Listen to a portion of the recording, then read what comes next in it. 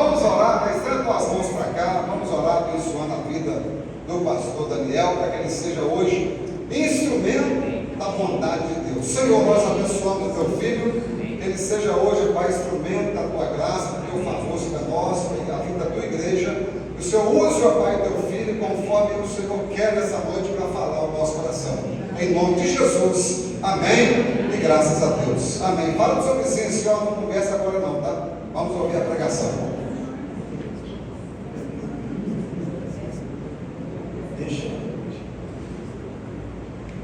A paz do Senhor, meus irmãos.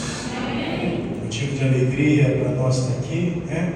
Adorando ao Senhor. A última vez que estivemos aqui era a festividade da igreja, né? Louvamos a Deus. E o Suézler quer que a gente vá embora, que nós voltamos, né? Ele quer tanto que a gente vá embora, que se dependesse dele, nós ficaríamos mais umas 2 semanas aqui. E se dependesse dos meus filhos, nós também ficaríamos, né? Mas Deus é bom em todo o tempo. Meus irmãos, abra comigo a palavra do Senhor. Fiquemos de pé só por um minuto. Evangelho de Mateus, capítulo de número 25. Glória a Deus. Evangelho de Mateus, capítulo de número 25. Para uma breve meditação. Glória a Deus. Deus seja louvado. Evangelho de Mateus, capítulo 25. Quem encontrou diz amém. Amém. Diz assim a palavra do Eterno: então o reino dos céus será semelhante a 10 virgens que, tomando as suas lâmpadas, saíram ao encontro do esposo. E 5 delas eram prudentes e 5 loucas. As loucas, tomando as suas lâmpadas, não levaram azeite consigo, mas as prudentes levaram azeite em suas vasilhas com as suas lâmpadas. E tardando o esposo, tosquenejaram todas e adormeceram. Mas à meia-noite ouviu-se um clamor: aí vem o esposo. Saí-lhe ao encontro. Então todas aquelas virgens se levantaram e prepararam as suas lâmpadas.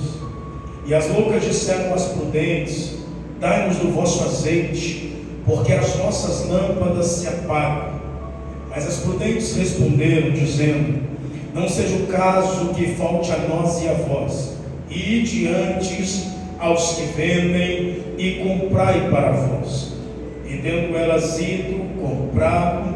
Chegou o esposo, e eis que estavam preparadas. As que estavam preparadas entraram com ele para as bodas, e fechou-se a porta. E depois chegaram também as outras virgens, dizendo: Senhor, Senhor, abre-nos a porta. E ele respondendo disse: em verdade vos digo, que não vos conheço. Vigiai, pois, porque não sabeis o dia, nem a hora em que o Filho do Homem há de vir. Com a Bíblia aberta ainda, segundo livro dos Reis, capítulo de número 4. Segundo de Reis, capítulo 4,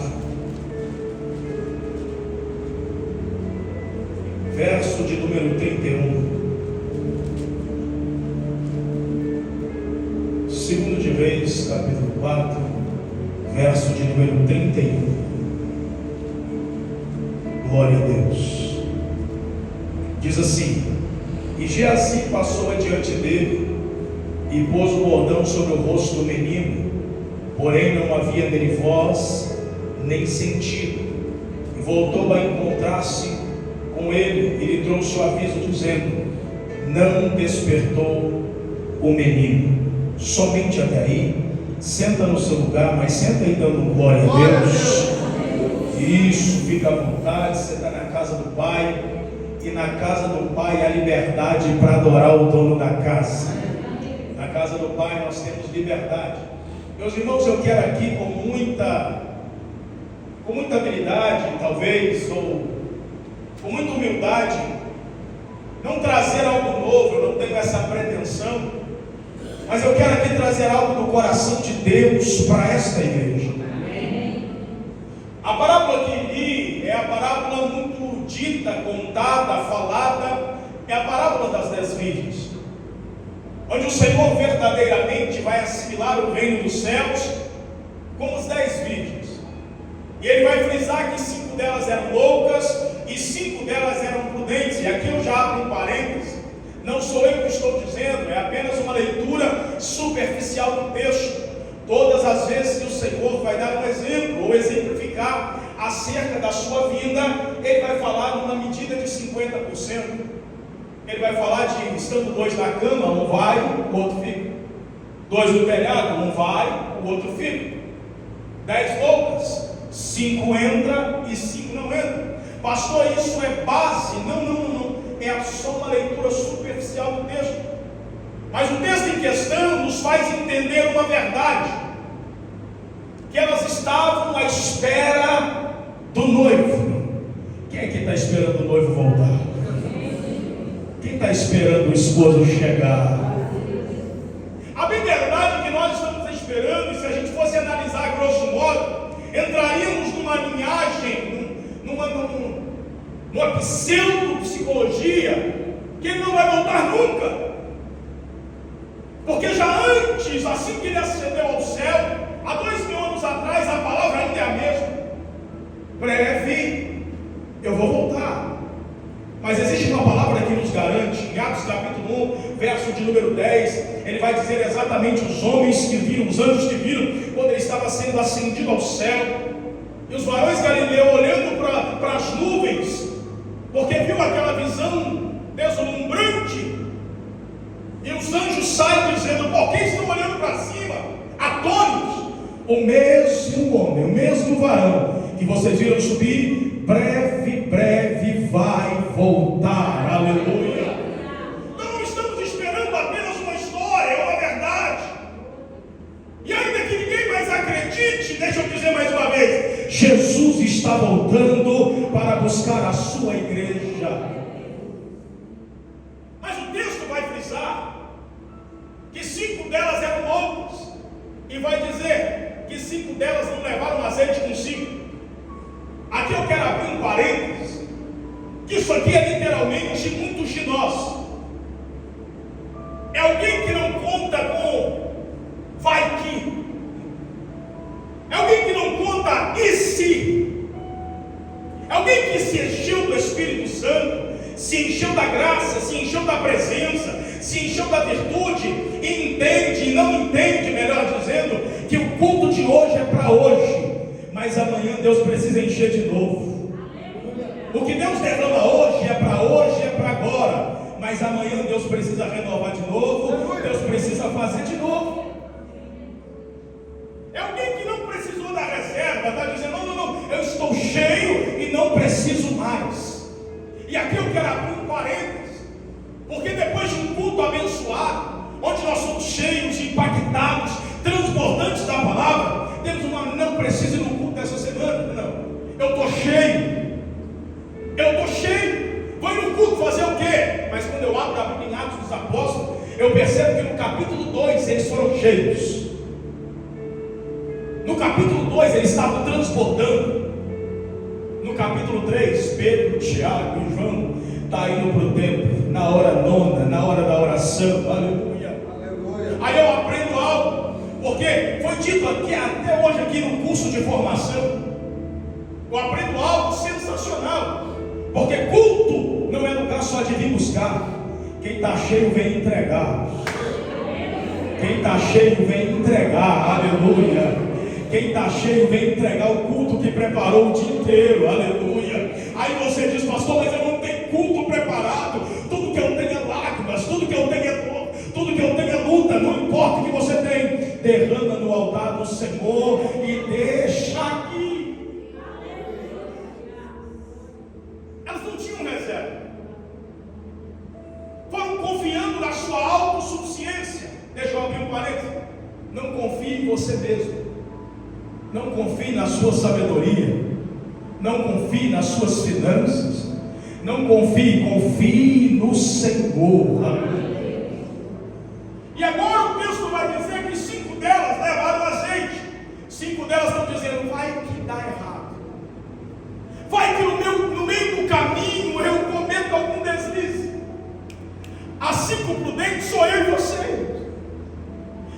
entendeu que a gente não vive de um culto só, que entendeu que nós não vivemos somente de um momento, mas não dizemos: eu preciso dele hoje, mas eu preciso dele amanhã também.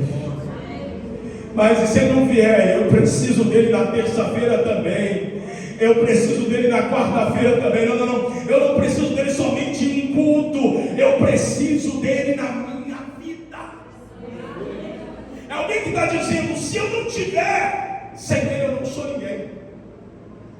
Aí depositou, porque alguém está dizendo: vai que dá errado, vai que eu cometa algo errado, porque eu me conheço, porque eu sei das minhas fragilidades, então eu vou levar reserva. Aí o texto diz que todas dormiram. Olha para o irmão que está do seu lado e diz: dormir não é pecado. Não, diga para ele: dormir não é pecado. Diga para ele: pecado é permanecer dormindo. Dormir não é pecado. O texto vai dizer que o problema não foi dormir. O texto diz: todas dormiram. As prudentes dormiram, as loucas dormiram. Qual é o grande problema? Quando acordaram, perceberam que não tinha reserva. Meu Deus, pastor, cometer erro eu posso. Eu não estou isento de cometer erros. Eu não estou isento de cometer falhas. Eu não estou isento de pecar, meu Deus. Eu não estou isento de cometer algumas gafes. Não estou isento disso. Eu estou no mundo, e a Bíblia vai dizer: no mundo tereis aflições. No mundo vai ser complicado mesmo. Eu não estou isento disso. Onde é que é o problema? É eu acreditar na minha autossuficiência. É eu depositar que eu não dependo de nada e de ninguém. Mas quando acabou, que elas despertaram, as lâmpadas de todas estavam se apagando. As prudentes arrancaram a reserva e dizem: eu tenho, porque eu entendi que eu não dependo só de mim, eu dependo dele. Eu dependo dele, aleluia. Quem sabe o caminho entende que Deus ainda tem azeite para derramar. Eu ainda tenho. Ela foi enchendo a vasilha. Só que quando as loucas viram, ela falou assim: faz o seguinte, empresta para a gente. Olha, pastor, tem gente que acha que é fácil. Tem gente que acha que é assim: me dá um pouquinho, empresta do seu para mim, mas não quer pagar o preço que você pagou. Não quer derramar a lágrima que você derramou. Não quer derramar pagar o preço que você derramou. Não. Acha que é só seguir empresta. Não empreste para ninguém. Porque unção a gente não dá. Unção a gente não dá, meu Deus. Unção a gente não dá. Porque unção, cada gota dela, você sabe o preço que pagou para tê-la. E tem gente dizendo assim: não, eu quero da sua. Quantas vezes eu ainda menino, eu ouvi falar assim: põe a mão na minha cabeça, pastor, eu quero ter a mesma unção que o Senhor. Mas eu nunca ouvi alguém dizendo assim: eu quero pagar o mesmo preço que o Senhor pagou, o mesmo deserto que o Senhor andou, a mesma escassez que você passou. Não, isso eu não quero. Eu só quero a unção. Para ter unção tem caminhada, tem lágrima, tem choro, tem deserto, tem açoites, tem traições. Todo mundo só vê o holofote, só que o que você não está vendo é que atrás de alguém que tem muita unção tem lágrima, tem choro, tem pranto, tem traições, tem facada, de onde você menos espera. Mas mesmo assim, a graça de Deus, ela vem sobre nós. Aí elas disseram assim: faz o seguinte, não seja o caso de eu entregar para você e faltar para mim. Vai ao que estão vendendo. Tem gente que vende. Tem gente que vende. Tem gente que vende. Vai aos que estão vendendo e compra para vocês. Compra para vocês e volta. Sabe o que está dizendo? Alguém vai dizendo assim: estão vendendo porque é evangelho barato. Estão vendendo porque é um evangelho comercial. Não, eu não vejo esse texto como isso. Não quero dizer que eles são errados. Não. Longe de mim. o texto eu vejo assim: paga o preço, vai chorar, vai lamentar, vai pagar o preço para ter o que Deus tem, vai viver uma vida na presença, vai derramar a sua vida de verdade. Vem para o culto, mas não vem para ver o que vai acontecer, venha para fazer acontecer na sua vida. Vem! E o texto diz que foram e voltaram. Olha para mim, quando foi, não tinha nada, quando voltou já tinha. Quando foi, não tinha nada, quando voltou, já tinha azeite. Quando voltou, já tinha lâmpada. Quando voltou, já tinha luz. Só que tinha um problema: tem coisa que acontece tarde demais. Tem coisa que acontece tarde demais. Agora olha para o pastor aqui: nunca deixe para buscar ao Senhor tarde demais. Nunca deixe para adorar o Senhor tarde demais. Nunca deixe para interceder tarde demais. Que é isso, pastor? Nunca é tarde demais. Sim, chega o tempo que é tarde demais. O texto vai dizer que um homem rico orou tarde demais. A Bíblia vai dizer que um homem rico orou tarde demais. Que um homem rico intercedeu tarde demais. Que um homem rico lembrou que tinha família tarde demais. Que o homem rico lembrou das coisas do céu, só que aí já era tarde demais. De quem eu falo? Do rico e do Lázaro. Quando Lázaro estava no seio de Abraão e o homem rico estava no Hades, ele orou, só que já era tarde demais. Ele intercedeu pela família, só que já era tarde demais. Não deixe para fazer as coisas tarde demais. Que é do Senhor, queira agora. Que a presença queira agora. Que a presença de Deus queira agora. Não, mas eu sou novo. Não tem isso de novo. O Senhor está voltando e pode ser hoje. Esse culto pode nem acabar aqui. Pode ser que o Senhor já esteja a caminho e volte, e nós terminaremos esse culto na glória. Tarde demais.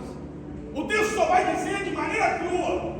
E quando elas voltaram, o noivo já tinha chegado, a porta fechou. E quando elas bateram, já tinha unção, já tinha luz. Mas a palavra foi: eu não te conheço. Deixa eu falar. De todas as coisas que tremem a minha alma na palavra do Senhor, a pior delas é: eu não te conheço. Eu dizia isso em Mulheré, eu não vou lembrar para quem agora, mas eu dizia isso. Na realidade não era nem eu, era minha esposa que estava conversando com alguém, eu não lembro quem. Uma coisa é a pessoa decidir não ir para o céu, mas cometendo tudo de errado. Tudo de errado. Outra coisa é estarmos na presença de Deus, na casa de Deus, dando glória a Deus, aleluia. Dando glória a Deus e aleluia.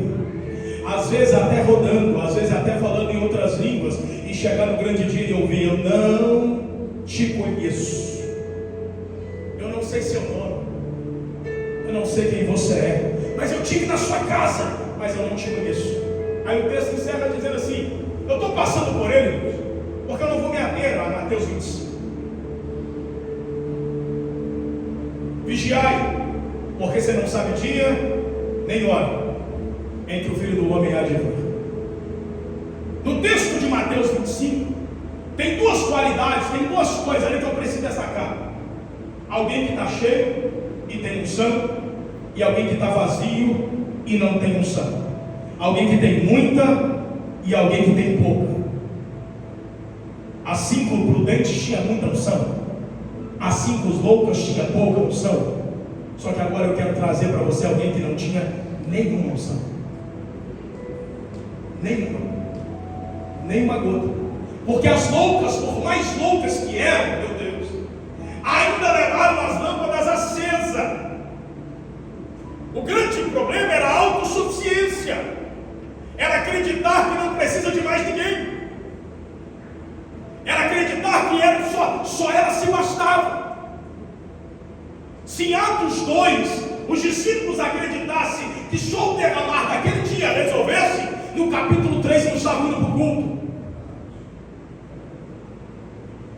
Mas eles estavam dizendo: o de ontem foi para ontem, eu preciso mexer hoje. O que Deus vai fazer hoje é para hoje. Amanhã tem que buscar de novo, aleluia. Amanhã tem que dar glória de novo, amanhã tem que adorar de novo, amanhã tem que chamar de novo. O nome disso? Maná. Maná. Quando eu abro a Bíblia e percebo maná, eu fico pensando: e se Deus não derramasse o maná? E se Deus não fizesse? Porque a promessa era: todo dia vai pegar só o que você consumir, nada mais do que isso, nada mais do que isso, nada mais, nem um grão a mais. Como foi costume, eu faria a mesma coisa. Não julgo porque eles fizeram, mas eu faria a mesma coisa. Eu juntava para aquele dia e juntava para o outro dia também. Vai que Deus esquece, vai que Deus não manda, vai que Deus está ocupado demais e esquece de mandar a provisão. Só que Deus sabendo da minha vida, sabendo de tudo, conhecendo Ele falou, deixou bem claro: se guardar, apodrece na vasilha. Porque Ele sabia. Ele está dizendo exatamente assim: recebeu hoje, é só para hoje, amanhã tem que buscar de novo. Se não buscar, não tem. Se não buscar, não tem. Se não buscar, não tem. Recebeu amanhã, na terça-feira tem que vir dar glória a Deus e aleluia de novo. Porque se não buscar, não tem. Aleluia. Porque se Deus der tudo no domingo, na segunda a gente nem aparece. Na quinta-feira, que é o culto, a gente nem vem. E Deus, nos conhecendo, está dizendo: é só para hoje, tá? É só para hoje. Amanhã, quando acordar, tem que dar glória a Deus de novo. Amanhã, quando acordar, tem que dar aleluia de novo. Amanhã, quando acordar, tem que falar comigo de novo. É alguém que tinha muita unção. É alguém que vivia uma vida na dependência de Deus. Eram os prudentes. As loucas viviam uma vida de momento na presença. Existe uma diferença entre dependência e momento. Dependência é alguém que está tudo ruim, mas estou na presença. Está tudo bom, mas eu estou na presença. Eu tenho fartura e eu estou na presença. Eu tenho escassez, mas eu estou na presença. Eu ando de carro e eu estou na presença. Eu ando a pé, mas eu estou na presença. O momento não define quem eu sou na presença de Deus. O que me define na presença de Deus é quem Deus é na minha vida. Isso é alguém na dependência. Alguém de momento é: a coisa ficou ruim, não vou para o culto. O pastor falou uma coisa que eu não queria ouvir, não vou para o culto mais. Meu Deus. Não, estou indo para o culto hoje, porque hoje está propício. Hoje o momento está bom. É quem vive de momento. Se o momento está bom, eu dou glória a Deus, aleluia. Se piorou, eu reclamo e murmuro contra Deus. Entenda? Não adianta murmurar contra Deus. Não há nada que façamos, nem murmuração alguma, que vai fazer Deus ficar com peninha da gente. Não há nada. Não há nada que façamos, em situação que fazemos, que vamos passar, que vai fazer Deus ficar com peninha da gente. Você está sendo murmuroso, reclamando com aquele que pegou o próprio filho e entregou para ser crucificado por amor a você. Não é uma escassez que vai fazer Deus ficar com peninha. Não, não é. Não é uma situação difícil que vai fazer Deus ficar com peninha. Deus está dizendo: dá glória a Deus ainda assim, adora ainda assim, a exalta ainda assim. Mas as prudentes, as insensatas ou as loucas não eram assim. Precisavam de momento. Só davam glória a Deus se tivesse tudo certo. Mas tem um homem da Bíblia que nós lemos, que não tinha nenhum. O nome dele? Geazi.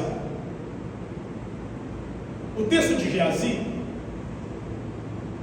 vai nos contar exatamente um período onde o profeta Eliseu passou por uma família ou por uma casa. E eu amo essa palavra porque ela era vista, ele foi visto por aquela mulher e por aquele homem por muitas vezes. E quando eu friso e gosto de frisar que nós somos notados em todo o tempo, essa é a maior verdade. Tem gente que está olhando para você, tem gente que está olhando para a sua conduta, tem gente que está analisando o seu modo de conviver na rua, e você nem sabe, mas tem gente dizendo assim: é um homem de Deus, é uma mulher de Deus, é um homem e uma mulher de Deus. Tem uma frase de Billy Graham que vai dizer assim: pregue em todo tempo, se precisar, abra a boca. Eliseu passava por ali, e toda vez que ele passava, ele era analisado, ele era medido, até que um belo dia, a esposa olha para o marido e diz: ali vai um santo homem de Deus, é alguém diferente, não é como aqueles que a gente conheceu, não, esse de verdade é homem de Deus, esse de verdade é diferenciado. Olha para mim aqui, cuidado, porque tem gente olhando para você e glorificando a Deus pela sua conduta, aleluia, pelo seu modo de vida. É homem de Deus, é mulher de Deus, é a família cheia da graça de Deus. Agora, o tempo passa e ela decide fazer um quarto na casa dela. E agora, toda vez que ele passava, ele dormia ali, pernoitava ali. Aí um belo dia ele fala assim, conversa com ela, vê o que ela precisa. Ela está nos abençoando e eu preciso abençoar ela. Ele vai lá e fala assim: não preciso de nada. Eu vivo no meio do meu povo, na minha casa, eu estou bem, eu não preciso de nada. Aí Geazi fala assim: mas eu olhei a casa toda, eles são velhos e não tem criança na casa. Ele chama ela e diz assim: daqui um ano vai ter criança chorando nessa casa. Daqui um ano vai ter criança correndo nessa casa aqui. Daqui um ano você vai abraçar um filho. E ela disse assim: não minta para a tua serva. Ele disse: não estou mentindo, é um ano, é o prazo que eu dei. Um ano depois a criança chega. Tem criança na casa, todo mundo sabe, quando tem criança, tem alegria na casa, tem alegria no lar, está tudo em paz. Mas 10 anos se passam, a criança agora está com 10 anos. A mãe pega a comida e fala assim: leva para o seu pai lá na roça, lá no campo. Ele está levando, e de repente ele vai dizer: ai minha cabeça,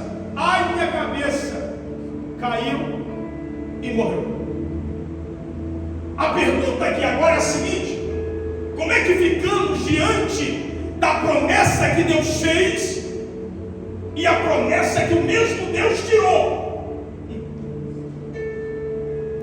Foi Deus que fez a promessa, Deus entregou e o mesmo Deus tirou. Aquele homem pega, leva para a mãe pega a criança, põe na cama do profeta, não fala com ninguém, prepara o jumento, vai resolver com o profeta,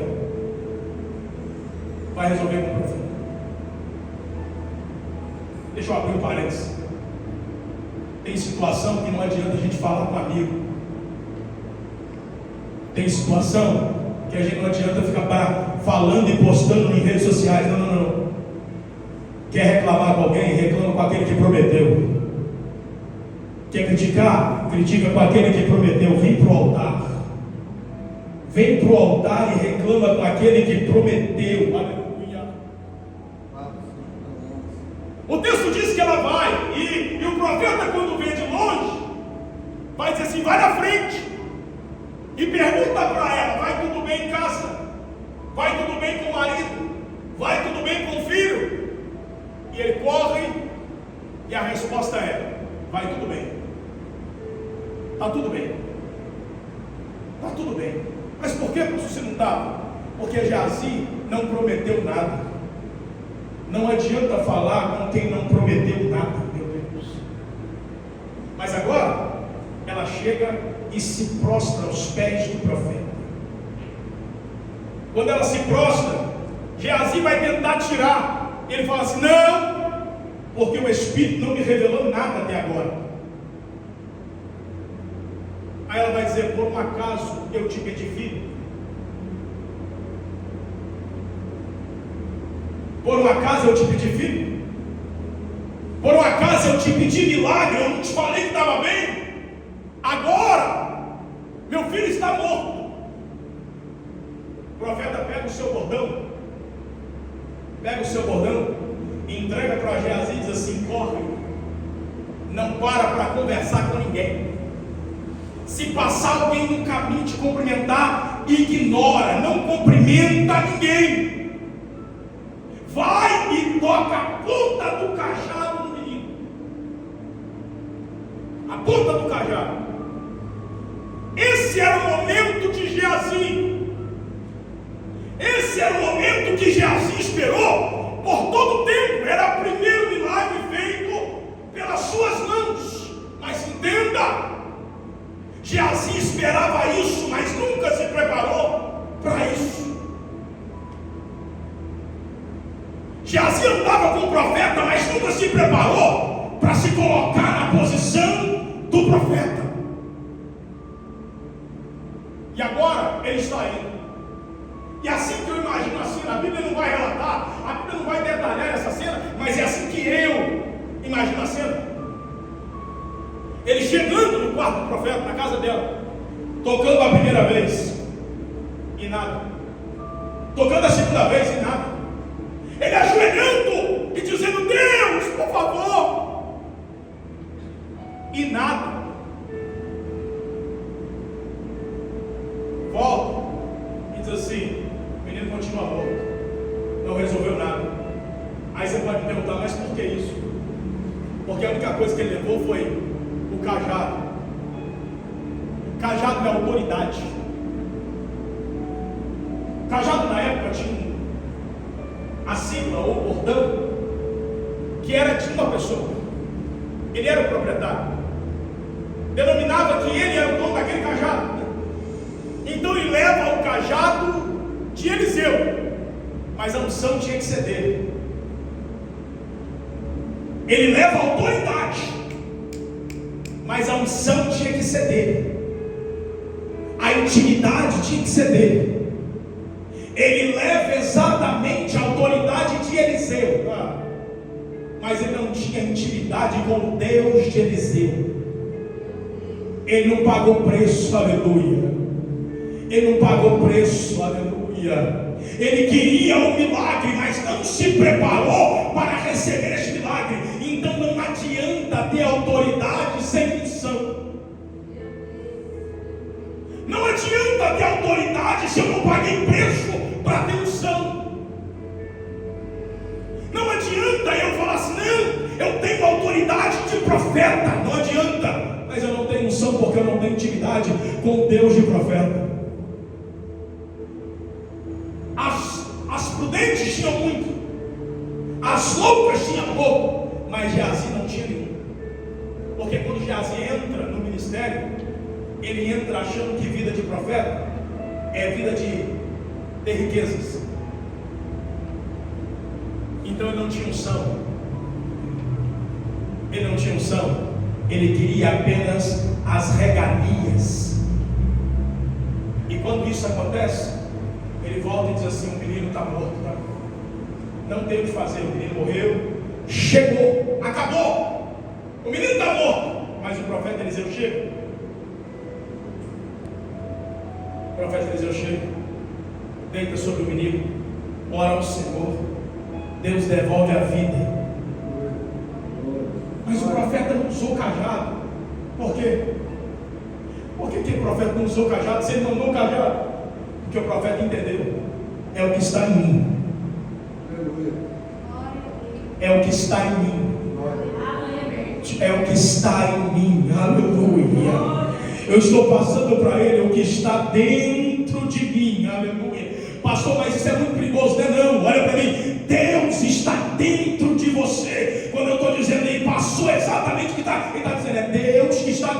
vendo, passando para dentro do menino que está morto. É intimidade. É alguém que vivia na presença do céu, não por um momento, não por um acaso, mas alguém está dizendo: eu dependo dele. Se o céu não falar, eu não dou um passo aqui. Se o céu não determinar, eu não dou um passo aqui. Se o céu não direcionar, eu não saio daqui. Ele está dizendo: eu estou vivendo na dependência do céu. Não, meus irmãos, quantos de nós paramos de viver na dependência do céu? Estamos vendo nosso achismo e colocando Deus como se Deus validasse os nossos achismos. Um Deus que me chama atenção sobre isso, e eu friso ele aqui para eu partir para o encerramento, é o de Moisés.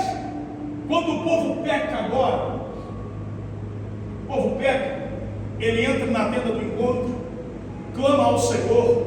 O Senhor fala assim: não vou no meio do povo não, porque se eu for eu mato. Esse povo é de todo o coração. Se eu andar no meio deles, eu vou matar um por um. Aí Moisés fala assim: Senhor, não faça isso. O que os outros povos vão entender se o Senhor matar esse povo? Ele disse: tudo bem, então faz o seguinte, eu vou enviar anjo. Meu anjo vai adiante de vocês. Moisés fala: Senhor, não me faça dar um passo,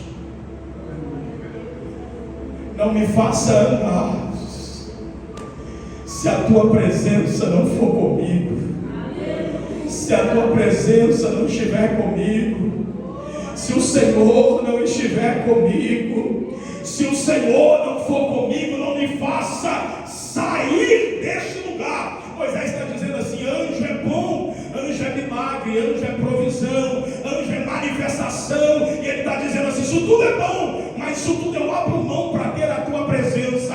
Eu abro mão para ter a tua presença. Eu abro mão para ter a presença do Senhor na minha vida. É alguém que entendeu ser dependente, entendeu que culto, unção de culto só não resolve. Alguém que está dizendo: eu preciso de Deus todo dia, toda hora, ao acordar, durante o dia, ao anoitecer, eu preciso de Deus. Salmo de número 42 é o salmo de Davi, ou dos filhos de Coré. Vai dizer assim, ó: como um cervo ou como uma corça anseia pelas correntes das águas, assim suspira a minha alma por ti, ó meu Deus. A minha alma tem sede de Deus. Sabe o que ele está dizendo? A minha alma não suspira pelo movimento, a minha alma suspira por Deus. Eu quero Deus da minha vida, aleluia.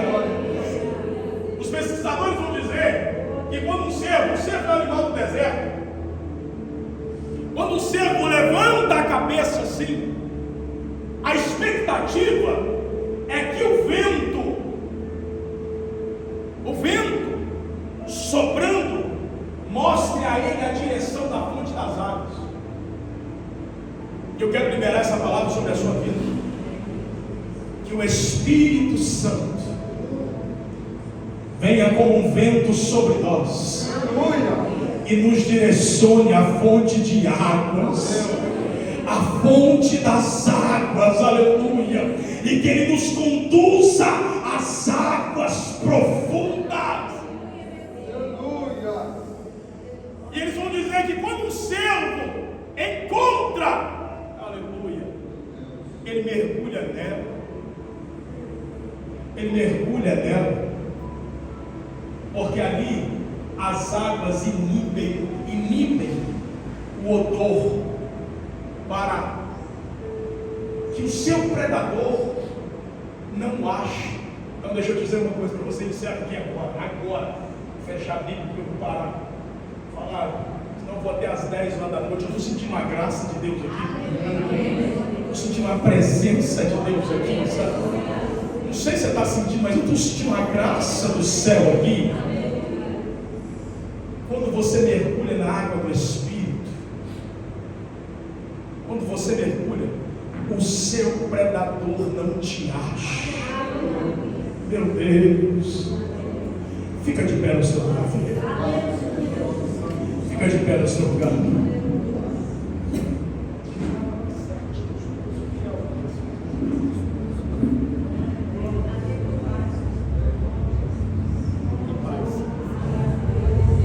Fecha os olhos, fecha os olhos. A pergunta aqui esta noite é simples: quem é você na presença de Deus? Quem sou eu na presença de Deus? Eu sou alguém que tem muita unção e entende que eu dependo dele? Ou sou alguém que só adora a Deus no momento mais difícil?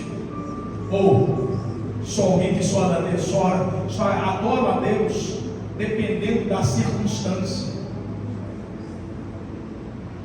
Ou sou alguém que só adora a Deus se o vento estiver favorável, se não houver levante contra a minha vida, se não houver alguém que verdadeiramente vai se levantar contra mim? Ou você é alguém que literalmente só depende da unção do outro, da autoridade do outro, e quer que Deus faça na sua vida? Quem é você na presença de Deus? Deus está nos chamando hoje para uma intimidade, porque tem coisas que passam na minha vida e na sua vida que a gente nem precisava. A gente nem precisava, só que a gente enfrenta porque a gente não está mergulhado na presença. A gente molha os pés, molha as mãos, mas Ele está dizendo: mergulha, mergulha. Só que sabe qual é o grande problema do mergulho? É que você perde o controle. Pergunta para alguém que não sabe nadar qual é o grande problema de entrar numa piscina que não dá pé. Quando chegamos a um ponto onde o nosso controle acaba, a gente volta para o raso. Só que isso a nível de físico aqui é prudência. Mas eu quero te convidar hoje a mergulhar no oceano do Espírito. Porque no oceano do Espírito é Ele que vai te guiar. É Ele que vai te guiar. Aleluia, aleluia, aleluia. É Ele que vai te levar. Você vai sentir a presença de Deus hoje, vai sentir a presença de Deus amanhã, vai sentir a presença de Deus na terça. Durante a semana você vai sentir a graça de Deus sobre a sua vida.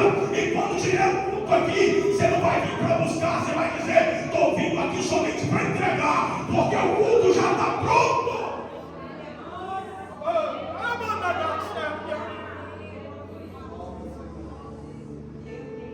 É alguém que entendeu a dependência do céu. É alguém que vai entender que Deus está dentro da casa, lavando louça, varrendo a casa, fazendo algum serviço, e Deus está lá, e você vai dando glória, e a presença de Deus vai inundando o seu lar, vai inundando o seu ambiente, seu trabalho vai ser tomado pela presença de Deus. Por quê? Porque você está lá como representante do céu.